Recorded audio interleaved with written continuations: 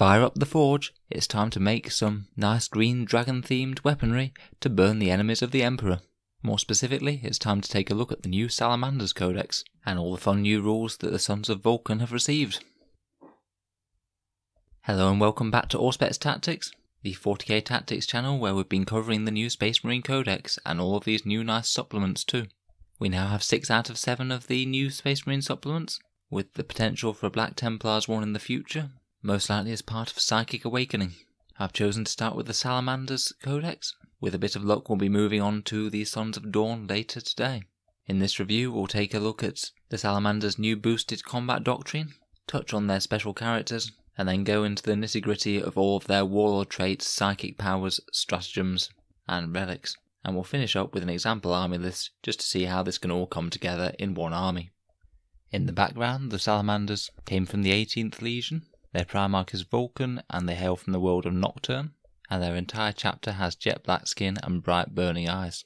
They have a lot of dragons in their iconography, and they have a particular affinity for flame and melter weapons, and they're renowned for being master craftsmen of such weapons. But let's see how these green draconic marines manifest themselves in the tabletop, and let's get into their rules. So the Salamander's trait, Forged in Battle, is a pretty powerful one. When a unit fires Overwatch or is chosen to shoot or fight with, you can reroll a single hit roll and a single wound roll. And when a Salamander's unit is attacked with a weapon with an armor penetration characteristic of -1, it counts as AP 0 instead. So the first half of the trait is absolutely amazing. It will just buff each of your units throughout the entire battle. The trait's strongest on smaller units with lower number of shots, so say like a tactical marine squad with a single las cannon, or a whirlwind with vengeance rounds, for example. This is because one hit roll and one wound roll will have a bigger proportionate impact based on the lower number of rolls that you're rolling. It really is an incredibly strong trait, and it buffs you in close combat just as much as it does in shooting, so it's really an all-round bonus. It's also particularly strong because as your units get smaller and depleted, the buff doesn't actually get any weaker. If you're just left to one model, then that model will always be able to use that hit roll and wound roll. I really like it, and it's a great reason to take a Salamander's army or a Master Artisan's Successor Chapter. The second part, which is ignoring the AP -1 of any attacks with AP -1, is good, but it's a bit more situational. It will be really powerful against armies that are spamming a lot of these type of weapons, and we might see a bit more of it with Space Marines in the Tactical Doctrine having AP -1 Hurricane Bolters and the like. But it is completely useless if an army isn't using AP -1 anywhere. For example, things like Dark Eldar might have a bunch of AP nothing shooting and a bunch of AP -4 shooting, so this tactic won't increase the durability at all like say the Iron Hands chapter tactic would. Nevertheless, it's a nice buff to have, and it gives you a solid defensive buff against some armies. Now in the new book they have access to a boosted tactical doctrine, which is known as Promethean Cult, and it's a very simple and very specific one. Whilst the tactical doctrine is active, when resolving an attack made by a flame or melter weapon with a model with this ability, add 1 to the wound roll. Adding 1 to the wound roll is a very major buff. There aren't that many effects in 40k that do this so easily, and to have it army-wide, even on specific types of weapons, is very useful. Obviously this is going to be a massive incentive for Salamanders to take as many flame and melter weapons as they can get. Things like Combi Flamer Stern Guard or Combi Melter Stern Guard, Flame Storm Aggressors, and Flamer and Melter weapons in tactical squads, and just go to town on the enemy. In particular, the Melter buff synergizes quite well with their chapter tactic, which is reroll a hit and a wound roll, because Melters are single very powerful shots, so can get the most out of this strong chapter tactic buff. The Flamers don't synergize quite so well, because obviously you don't make a hit roll for a Flamer, so can't use that part of the chapter tactic. But there may be other things that might make you want to take Flamers, as we'll see later in this review. In particular, getting the most out of Flamer weapons could be done well with the Salamander's Successor Chapter, where you add +3 to the range, so you can get those Flamers in range a lot more easily. Now I think we'll take a look at the Warlord traits next. First up we have Anvil of Strength, which just gives the Warlord +2 to his Strength characteristic. This is pretty nice if you're thinking about using a fancy close combat weapon such as a Power Fist or Thunder Hammer, which will double that, so you'll usually be hitting on Strength 12. This could also be useful with something like the Drape Blade, as we'll see later, to boost an otherwise weak strength profile. Next we have Miraculous Constitution, which gives the Warlord a 6+ Feel No Pain type save, and regenerating 1 wound at the start of your movement phase. This is a reasonable defensive buff. It will be best used on something with a lot of wounds, such as say a Gravis Captain, who's most likely to be wounded and not die from attack, so he can also regen that wound. Not too bad. Next we have Never Give Up, which is at the start of the battle round, pick a unit within 6 inches of the Warlord to gain Defenders of Humanity for the round. Has the potential to help secure an objective, but to be honest I wouldn't go banking on this too much. It's only ever actually going to help if the enemy is right up in your grill, contesting that objective, and they also don't outnumber you and have the obsec special rule. So honestly I would just pass this one up for something else. Next we have Forge Master, which is +2 toughness, so your Warlord would typically be toughness 6 if he's a standard Space Marine, or if he's in Gravis Armor or on a bike, then that gets him up to toughness 7. That's a very nice defensive boost. If you were feeling like you really wanted your Warlord to stay alive, then you could pay the extra CP to have both that and the 6-up Feel No Pain and Wound Regen on the same character. I believe you could also put that on a Chaplain Dreadnought as well for a toughness 9 Dreadnought, which would be fun. Next up we have Lord of Fire. This could be quite good for a close range buffing character. Friendly units within 6 inches of the Warlord reroll the number of attacks they make with flame weapons. I think the main challenge I see with that is trying to get a good number of flame weapons in range with the character, but again if you used that in combination with the Successor Chapter with the +3 inch range to flamers, you could drop pod him and a whole load of flamers in out of drop pods and get to burning the enemy. And finally we have Patient and Determined, which is once per shooting or fight phase, one of the Warlord's attacks automatically hits. I'm honestly not so convinced on this. Basically captains and other HQs generally have very good ballistic skill and weapon skill. For example, a captain's usually hitting on a 2-up re-rolling and shooting anyway, so how much is this really going to impact? And in terms of melee, I probably want to go for something like the Imperium Sword from the main book. +1 attack and +1 strength is generally going to outweigh this, I believe. So out of those ones, I think the most interesting ones are the +2 strength, the flamer buffing one, and the durability enhancing ones, which we can combine with storm shields and other relics to make a ridiculously powerful defensive character. Let's look at the relics next, and we'll start by taking a look at the ones that can be taken by pure salamanders and successor chapters if they pay an additional CP. Firstly, we have Vulkan's Sigil. The character gets +1 attack, and once per game during the fight phase, all Salamanders units within 6 inches get +1 attack for that phase. This could be hilariously powerful if you put this next to a fighty close combat unit, say aggressors or assault centurions or some sort of veteran squad. When they first hit home, having an extra attack could be all that you need to swing the balance in a combat. Again, I think I see the main issue with this is trying to get your fighty character and your salamanders into close combat, as they don't have a ton of things that can help them with this. Maybe some Terminators dropping in and then having a Chaplain's aura to give them +2 to the charge, something like that. Next we have the Relic Thunderhammer, which is called Drake Smiter. This is a very fun one. If you roll a 6 to wound, then your Thunderhammer gets a damage characteristic of 6 instead of 3, and also it's AP -4 too.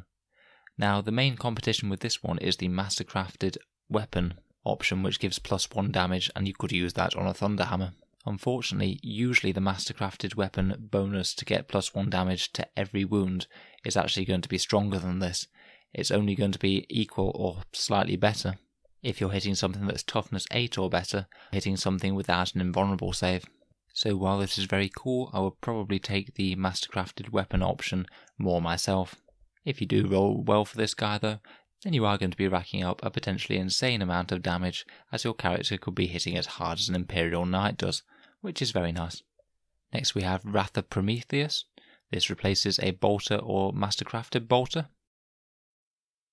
This gives the bolter the profile of 30-inch range, rapid fire 1, strength 5, AP -2, and damage 3. So very high impact shot there if you do manage to get it through. If you have CP to spare, then you could throw this on one of your backfield buffing characters, someone who's going to have the chance to fire this quite a lot during the course of the battle.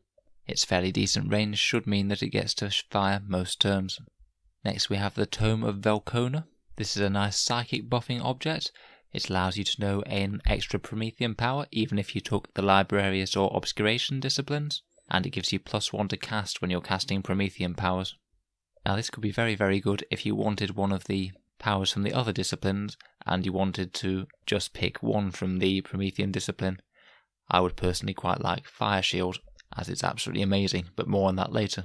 I'd say this is a potentially very, very good relic. Psychics going off more reliably is great, and knowing that extra power to combo with something else that you wanted from one of the other disciplines is a very powerful option. Next up is the Salamanders Mantle. This is a simple -1 to wound on the bearer. I wouldn't usually be too excited about these damage reducing traits, but if you give this relic to, say, your warlord that you've given both the +2 toughness and also 6-up feel no pain and regenerating wounds combo, then you could have a character that's only wounds on las cannons by a 4+, gets to ignore that with, say, a storm shield on a 3-up, then has a feel no pain and regenerates wounds.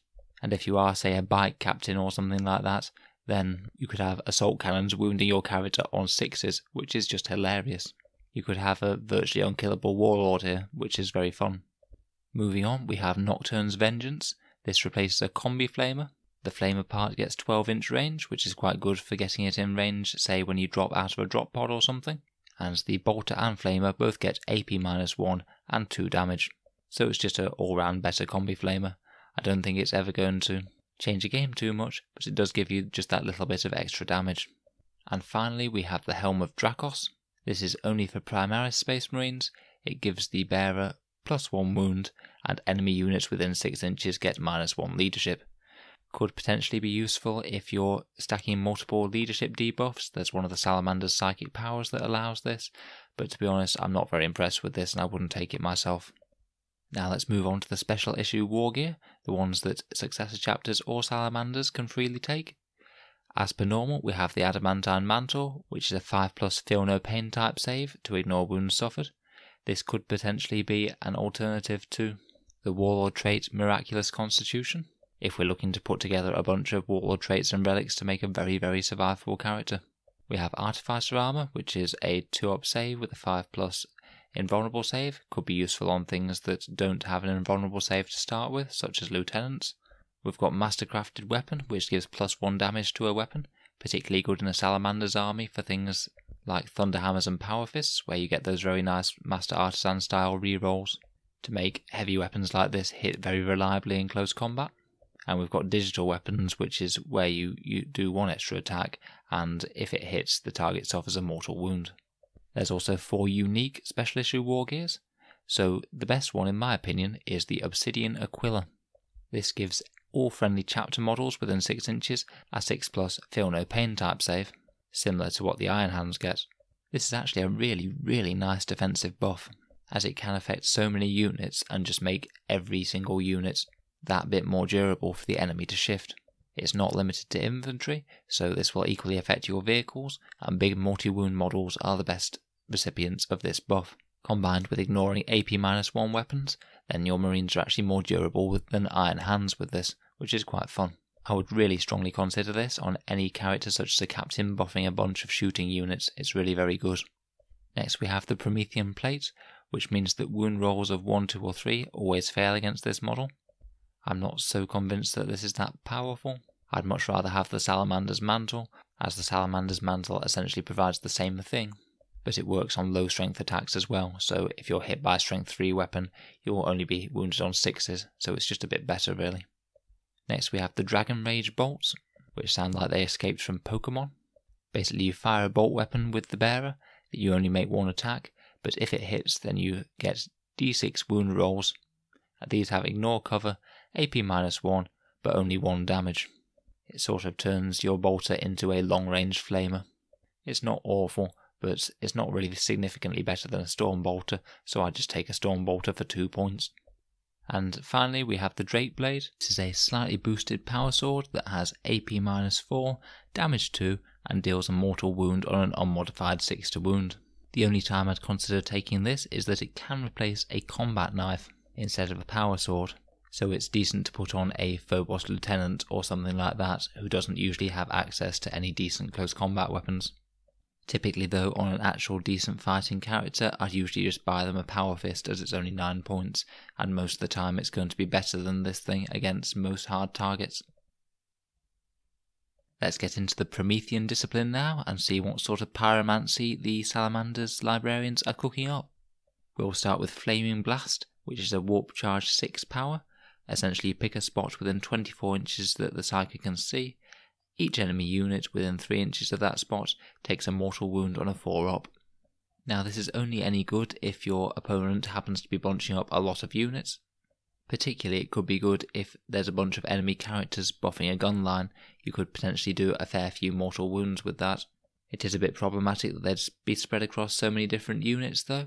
I'd usually rather have Smite than this just because it's a bit more reliable and focused on one unit and easier to cast. Second we have Fire Shield, which is definitely my favourite. This is warp charge 6 and you can pick a friendly unit within 18 inches. And that unit is now -1 to hit against enemy ranged attacks, and -1 for the enemy to try and charge in and fight in close combat against. Now this is a very solid defensive buff. Being able to get -1 to hit at will on a key unit is very useful. It's going to be most useful on anything that's a big unit, say like a Repulsor Executioner, or a big squad of Centurions of some sort. Or perhaps even a Storm Raven, as you could have -1 from this, and then -1 from its Fly special rule as well. All in all, I really like this power, and it's one of the best reasons to take the Promethean Discipline. Not quite as good, we have Burning Hands, warp charge 6, and until the end of your next psychic phase, when the Psychic is attacking with his base close combat weapon, so that's not his power sword, that's just the regular 1 damage weapon that all people count as having as per the big rulebook.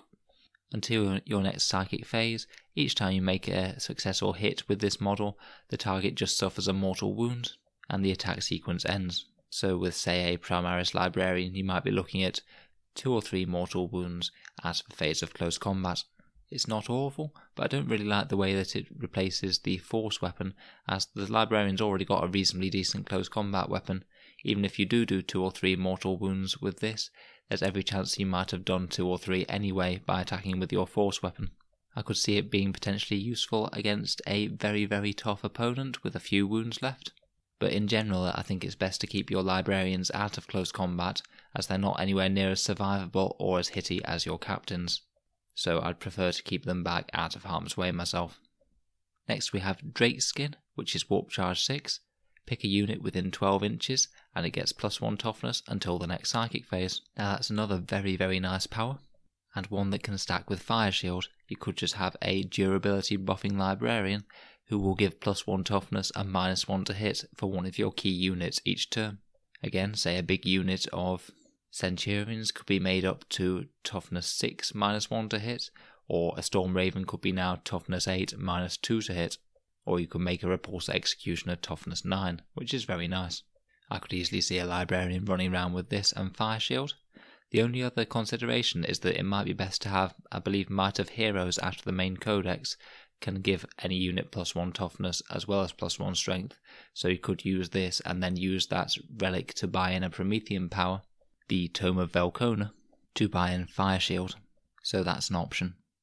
Next we have Fury of Nocturne, which is a warp charge 6 power. Pick a visible enemy unit within 18 inches and roll 2d6.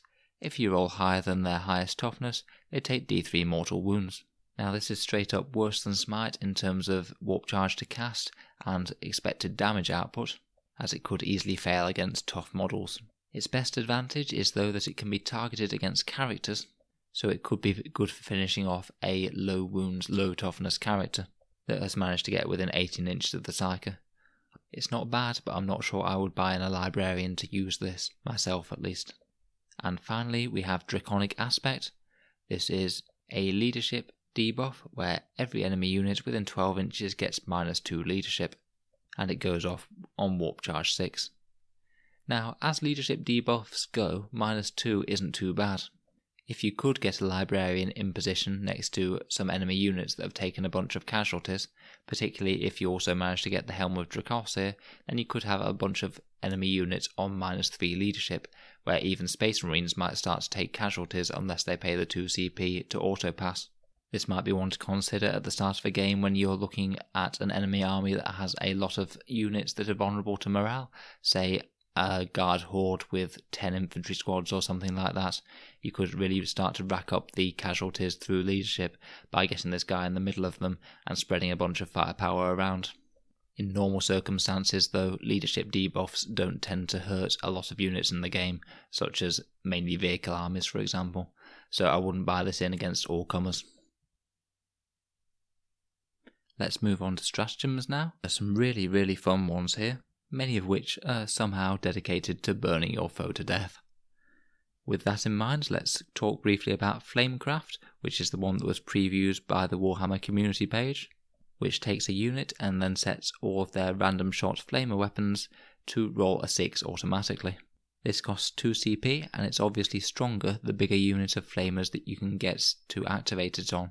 I talked in the last video about, say, a drop pod full of Stern Guard veterans with combi flamers, using a successor chapter with +3 inch to flamer range to get them all in range when they come out of the drop pod.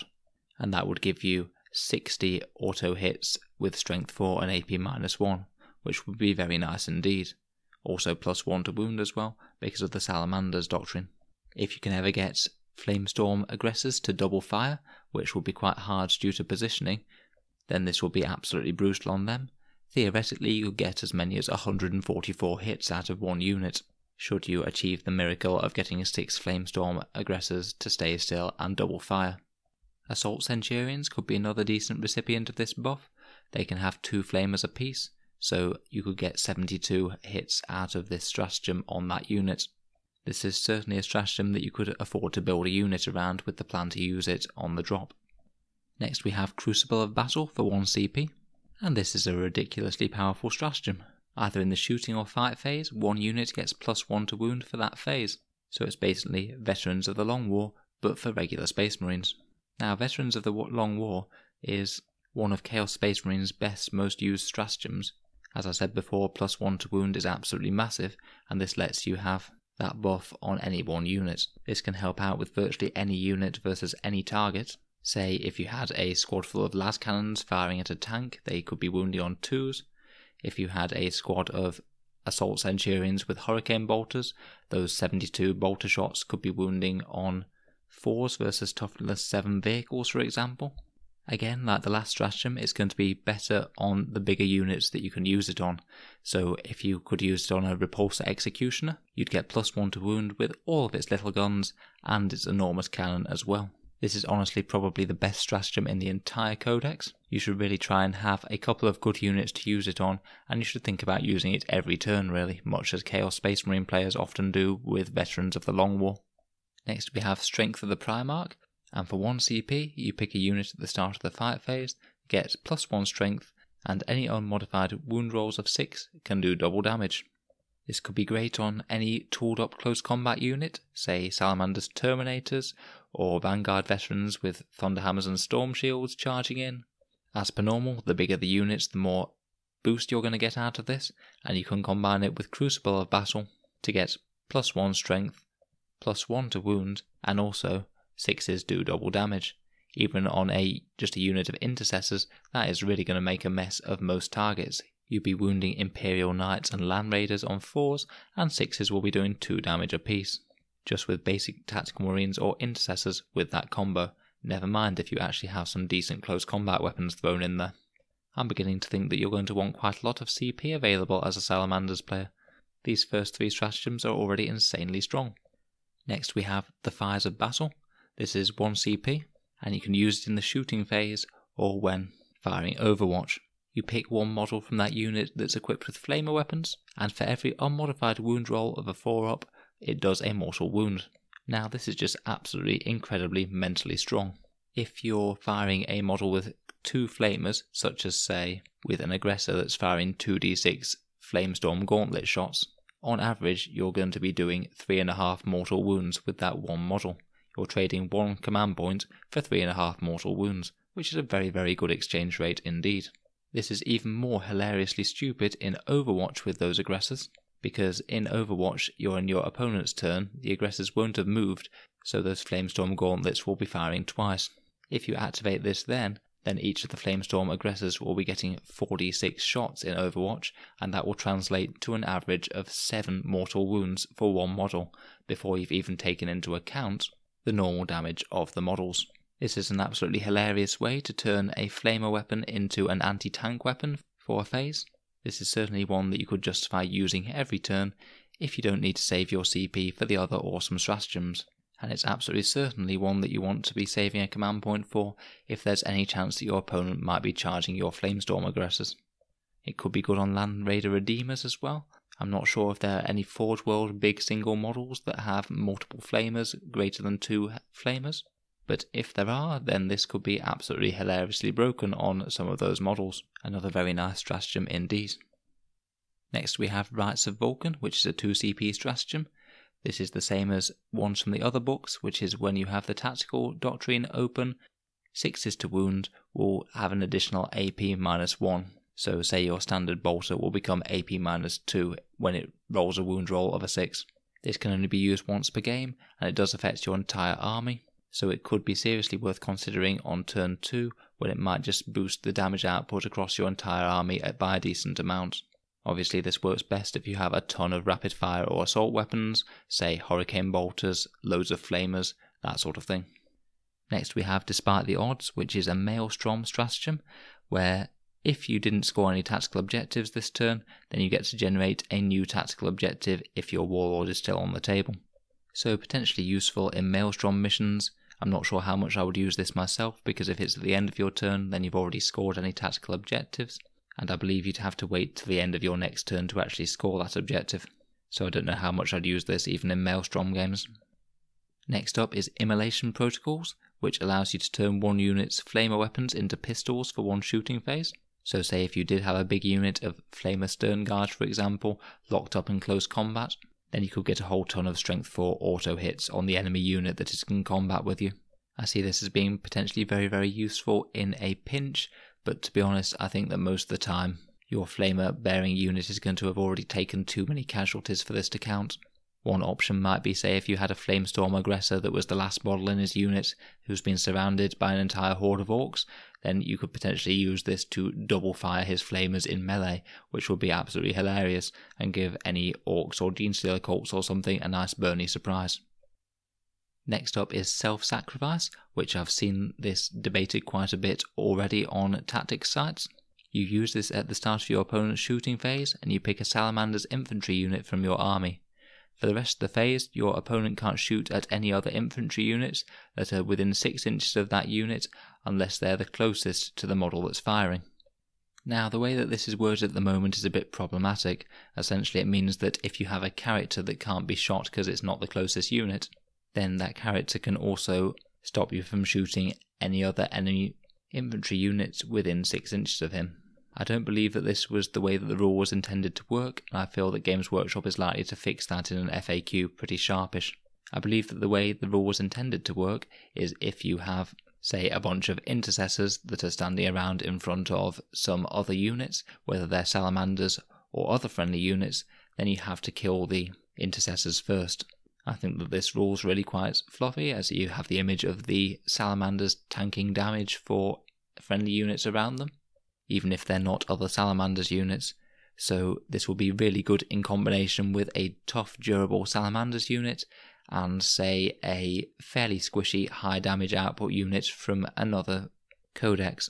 One thing I've seen mentioned is Cataphoron Destroyers, who have a ludicrously high damage output but aren't that hard to kill for their points. By giving them an extra layer of immunity to shooting, they can happily sit there and just annihilate your opponent without taking too much damage in return. In Codex, it could be a good way to protect, say, a big unit of Devastator Centurions, which have good firepower but not as much durability as some of the units in the Codex. I would say something like Intercessors or maybe Veterans with Storm Shields would be a good unit to use this on, presuming Games Workshop is going to fix the character ridiculousness that can be used if the rule still stands as it is. Next up we have Rise from the Ashes for 2 CP. When a Salamander character dies, roll a 4-up and they get back up again with 1 wound remaining. You can only use it once per character per game, and it gets back up at the end of the phase, so that means that if your character was shot down by a bunch of bolters, then your opponent won't be able to kill him in the shooting phase. They'd have to move on to the assault phase to try and kill him. If you're spending 2 CP on this, it's certainly worth spending a command reroll, should that 4-up not happen, if you really want this character to survive at least one more turn. Next we have Vengeance for Istvan 5. This is one that a lot of the successors who are badly mauled at Istvan 5 get. Basically, when you're facing Word Bearers, Iron Warriors, Night Lords or Alpha Legion, then you can reroll or hit rolls for 1 unit in the fight phase for 1 CP. Obviously it's very niche, but if you do happen to be fighting against these, then it's very good. Next we have Stand Your Ground for 1 CP. You pick a Salamander's infantry unit that didn't advance in your last movement phase, and they get +1 to saves against any damage 1 weapons for the rest of the phase. So say if you did have a bunch of tactical marines that are about to get absolutely shredded by assault cannons or something, then this could really help them survive for another turn, or just maybe make your opponent shoot more guns at them than they wanted to remove them. It's a good little durability buff, only against damage 1 weapons, but there's a lot of those out there in 40k at the moment. Next we have Born Protectors for 2 CP. When a Salamander's unit is charged, you can pick another Salamander's unit within 12 inch of that unit. They can fire Overwatch to the other unit, and then if the enemy's charge is successful, they can heroically intervene 2d6 inches towards that charging unit. This is another very, very strong stratagem, as essentially say if your opponent tries to be gamey with the charges and they want to charge a weak unit that they know isn't going to overwatch them very much, and you have a big strong shooting unit just next door to it, then you can hopefully activate that shooting unit, mow down a bunch of their charging models, or if you have a particularly fighter unit nearby, then they can jump in and hopefully shred that unit in close combat themselves. And of course, if the enemy did not charge the unit that's using this Born Protector stratagem, then they won't be able to fight them in the close combat phase. So you can happily go to town on them without any worry about your Born Protectors being hit back. Next up is Relentless Determination for 1 CP. At the end of the movement phase, pick 1 unit that did not advance. It counts as stationary, and if it has a vehicle damage table, then it counts as having double the amount of wounds remaining for the purpose of that damage table. This is particularly strong on aggressors, so you could have a unit of 6 aggressors, move 5 inches, and then still double tap with this rule. For 1 CP, that's likely to be more than worth it. It's very good on Boltstorm aggressors. I know everyone will be wanting to include Flamestorm aggressors in the Salamanders Codex because of the other buffs that they have, but their range is certainly going to hamper them. Regardless of your flavour of aggressor, this is amazing on that unit, and in a pinch you could use it on units with lots of heavy weapons as well, say like a Devastator squad with 4 multi-melters, deep striking in via a drop pod. And finally we have 3 of the generic Codex supplement stratagems. Exemplar of the Promethean Creed, which means your Warlord can take a second Warlord trait and have both of them active at the same time, except if it's a named character, in which case you can't. Master Artisans for 1 CP, confusingly named the same as the Successor Chapter trait. This gives a Sergeant a mastercrafted weapon, digital weapons, the Drape Blade or Dragon Rage bolts. And Trust of Prometheus for 1 CP, this is the stratagem that allows a Successor Chapter to take a Salamander's only relic. Now we'll talk briefly about the special characters in the book, Adrax Agatone and Vulkan Hestan. Now I've already covered Adrax Agatone in another video. Please feel free to go and check that out as either now or when you're done with watching this. Essentially, Adrax Agatone is a 140 point model who has the stats of a Primaris Captain. He's essentially a Primaris Captain who is ludicrously fighty and very durable, but doesn't have any additional mobility options. He's got a 2-up save, a Drakehide Cloak that allows him to -1 from any damage suffered, an enormous Thunderhammer called Malleus Nocturne, which is a damage for Thunderhammer essentially, a nasty 12-inch flamethrower with AP -1, and 6 wounds and 5 attacks because he's a Primaris Captain. He has a special rule called Onto the Anvil, where you add 1 to wound rolls for attacks made by weapons made by models and friendly Salamanders units within 6 inches of them, when they have either charged, were charged, or performed a heroic intervention, so basically when they get shock assault. And this applies to him as well. Now I initially didn't think that he was the strongest character just because he's quite slow moving, so you're going to struggle to get him into close combat. But honestly, He is only 70 points more than a base captain with no additional war gear options, and he is literally one of the fightiest characters in the whole of the Space Marines range at the moment.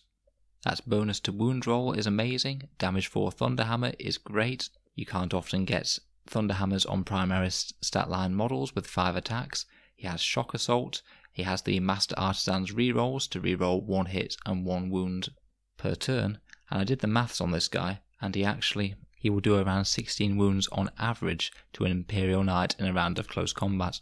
Between that and his survivability bonuses, he's just going to be an absolute nightmare who can go toe to toe with just about any character in the entire game for his points cost. The way I'd run him would be in the centre of a battle line, so the enemy has to deal with him if they want to take the centre of the field, or perhaps thrown up the board in an impulsor to get him where he wants to go as soon as possible. I feel that he's fairly cheap for the amount of hilarious damage output that he can bring. I wouldn't expect him to always get into combat every game, but at least you can force your opponent to keep the hell away from him if they don't want to have an ungodly amount of Thunderhammer attacks smash them in the face. I would strongly consider this guy if I was running a pure Salamanders army, just for his raw strength. Moving on, we have Vulkan Hestan, who is 130 points, and again he is very, very strong for his points. He has the stat line of a standard Space Marine captain, non-Primaris, so 5 wounds and 4 attacks. He has a 2-up save and a 3-up invulnerable save. His Gauntlet of the Forge will give him a Strength 5 Heavy Flamer attack, and he has the Spear of Vulcan, which will usually have him hitting at Strength 6, AP-2 and D3 damage. He does have a fairly decent melee profile, but it's not quite as much to write home about as Adrax Agatone. The real reason that you'd really want to include this guy is that he is essentially the god of buffing Flamer and Melter weapons. His Forge Father special rule means that you can reroll all hit rolls and all wound rolls for attacks made with Flamer and Melter weapons in units within 6 inches of him. So say you got him out of a drop pod with 9 Stern Guard with Combi Melters, you'd essentially be giving Guilliman style rerolls to them with 4 rerolls to hit and 4 rerolls to wound, as that'll be +1 to wound with the Tactical Doctrine. On average you'll get 7 Melter wounds against any target, so on any vehicle without an invul save, and that'll typically be 25 wounds, which of course you could divide between a few different vehicles. As I said, his combat profile is pretty decent for its points, and when it's combined with that ridiculously nice buff, he is again very, very worth it for his points in a Salamander's army. These two provide fairly decent reasons to go pure Salamanders compared with successors, despite the really nice advantage that having +3 inch to flamer weapons in a Salamander's successor army can have. So overall, I'm very impressed with the Salamanders Codex. It definitely has its own unique style of gameplay. Having the Master Artisan rerolls makes multiple small units very good. It has a nice psychic power in -1 to hit with Fire Shield, 2 very fighty special characters who provide strong buffs of their own, a good relic that can give you a 6-up Feel No Pain within 6 inches, but all in all I think that the major win for this codex is the stratagems, particularly just the +1 to wound one on any unit in the shoot phase or the fight phase is absolutely crazily strong, and is a really good reason to want to run a Space Marine chapter either as a Salamanders chapter or Salamander's successor. Salamanders definitely provide something different to the other Marine codexes that we've seen before.